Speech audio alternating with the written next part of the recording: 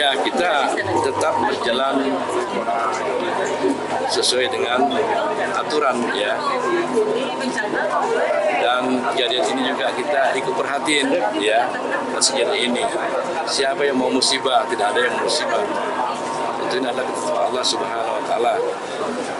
Saya mengambil apel hari ini untuk memberikan motivasi kepada LSN.